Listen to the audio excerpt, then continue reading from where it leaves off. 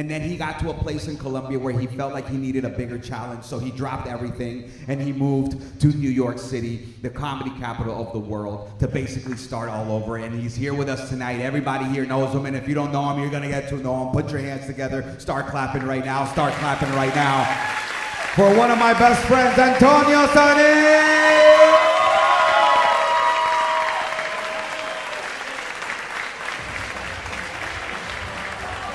For Oscar Collazos and the hilarious Colombian American. So yeah, my name is Antonio Sanint and I'm from Colombia, and recently moved from Bogota to New York City. And thank you. But the crazy thing is, back in Colombia, I used to be white.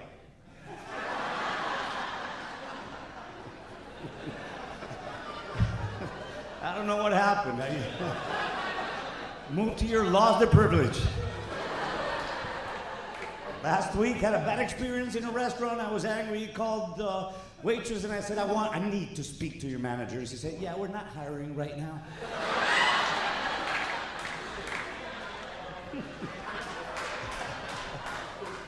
I hate stereotypes, as all Colombians or immigrants do, because they're stupid, and we all hate this, so you're from Colombia, right? And you just want to say, look, Colombia has more things to offer than cocaine, right? Right, good, yeah. We have heroin, meth, we have uppers, downers, poppers, bazuco.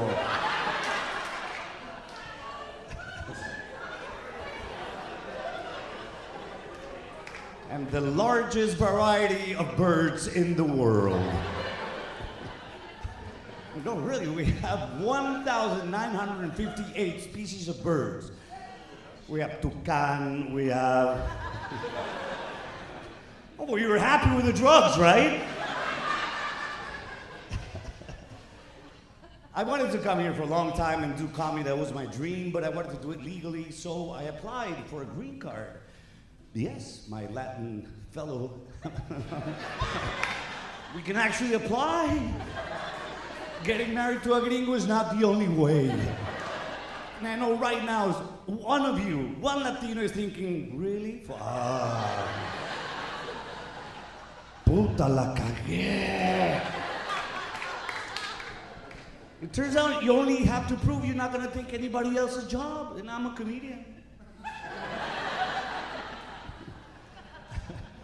I actually applied, and when they got my application, they studied it, and they gave me the green card. But there's a lot of green cards. There's study and family and, politicians or whatever. I got one really strange, and this is for real. I got one that says, alien with extraordinary abilities.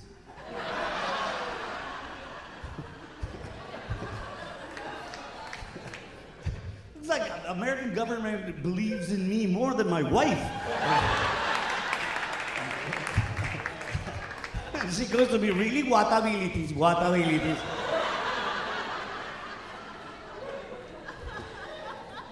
wanted to come here because I grew watching, stand-up comedy in English, and I wanted to do stand-up comedy, but there was a problem. I wanted to come here and do stand-up comedy in English, but I didn't know English. That was a big problem. So I had to learn, and for us Latinos, it's really hard for one reason, for the silent letters, right? Because we only have one, we have the H. That's why when you write, the Americans write, ha ha ha ha ha ha ha ha ha. We as Colombians, we have to write it with a J. Because if you send us a message with ha ha ha with H, we'll read it ah.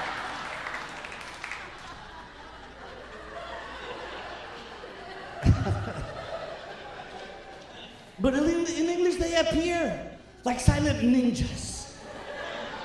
There's no rules. I had no idea the first D in Wednesday was silent.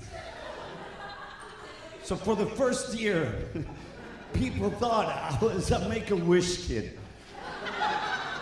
Because they would ask, when are we meeting? On Wednesday. Silent D, you motherfuckers. Who knew that Connecticut had a silent C? Connecticut? Where's the C? Connecticut.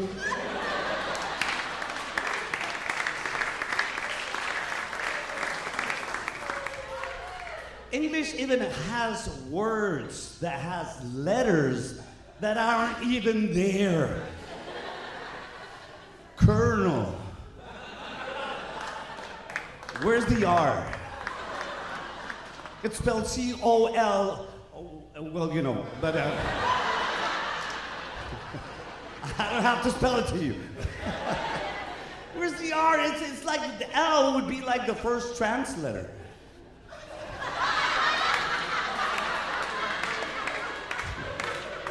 I was born an L.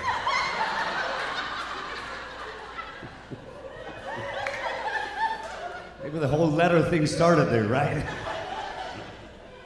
No, but I think learning English is very important. It's beautiful. It's a beautiful language. I don't get why people don't learn it, right? Like we all have somebody that we know. My cousin Ricardo, right? He from Armenia, came here to Queens, lived for 15 years, never learned English. He only worked his ass off and only traveled on a subway from work to home. That's 15 years. He made a little money, went back to Armenia, to our little town, but when he went back, he was el gringo from New York City, man. And English is very important for us, because we grew up, watching movies in English, music in English, so all the girls in the town were like, hablas inglés. Do you speak English, papi? Háblame inglés more. Talk to me in English more. And he would go, stand clear from the closing door.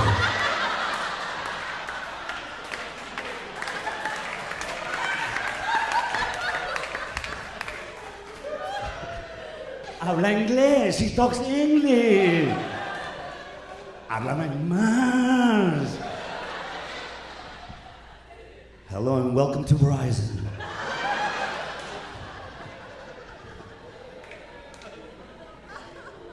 We have to learn. It's a beautiful language. Plus, it's got concepts that we don't have in Spanish or other languages, like motherfucker. We don't have that. We have hijo de puta, which is son of a bitch, but that's the mother's fault, right? When you call somebody son of a bitch, that's not his fault. Motherfucker, yes. I think it's a different thing. In Colombia, we love our mothers as well, maybe not as much. But it's the way it's said, like in movies, when we grew up, the way they said motherfucker was, like motherfucker. Right? Motherfucker!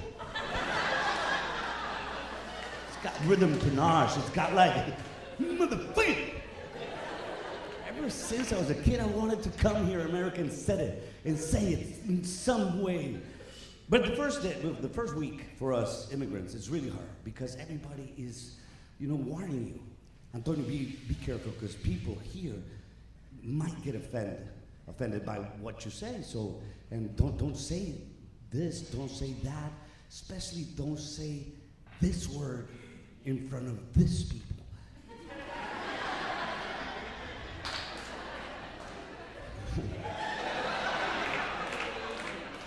Only they can say that word.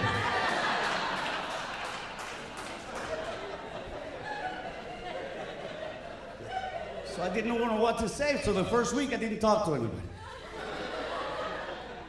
But then when the Starbucks lady said, "How would you like your coffee?"